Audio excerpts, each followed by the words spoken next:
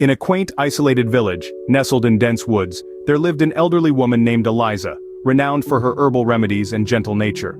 The villagers revered her, often seeking her aid for their ailments. However, beneath this veneer of normalcy, a dark secret lingered. Every full moon, Eliza would disappear into the forest, not to be seen until dawn.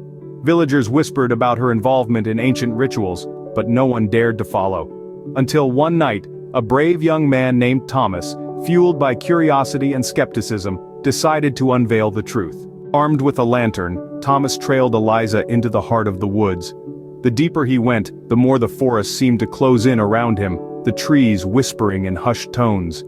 After what felt like hours, he stumbled upon a clearing where Eliza stood, surrounded by an array of peculiar symbols etched into the ground, her eyes closed and hands raised towards the moon.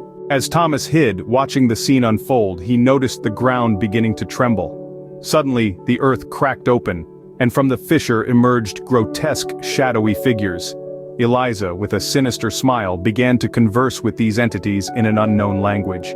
Terrified, Thomas turned to flee but found himself paralyzed, unable to move. The shadowy figures turned towards him, their eyes glowing with a malevolent red light.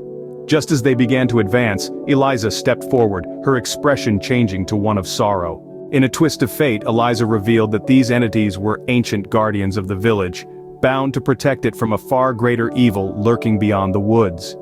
Her rituals were not to conjure them but to appease them, to keep the darkness at bay. The real horror, she explained, was not in the woods but in what lay beyond, an unspeakable evil that had once devastated the village centuries ago. Thomas, now released from his paralysis, watched in awe as the creatures returned to the earth, the fissure closing behind them. Eliza turned to him, her eyes weary, and whispered, "Some truths are best left undiscovered, for the real horror is often hidden in plain sight, masked by our own disbelief and fear." With dawn approaching, they returned to the village, the secret of the forest and its protectors safe once more. Thomas never spoke of that night, but he looked at Eliza and the woods with newfound respect and a touch of fear, aware of the delicate balance between their world and the darkness that lurked just beyond.